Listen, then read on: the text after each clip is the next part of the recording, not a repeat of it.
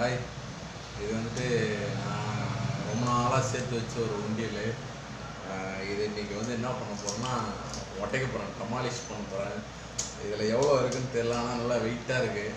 இது சரி, இதை உடச்சி எவ்வளோ இருக்குதுன்னு பார்க்கலாம். பார்த்தீங்கன்னா ஒரு எப்படி பார்த்தாலும் ஒரு 3 கிலோ 4 கிலோ இருக்குன்னு நினைக்கிறேன். வாங்க வெயிட் போட்டு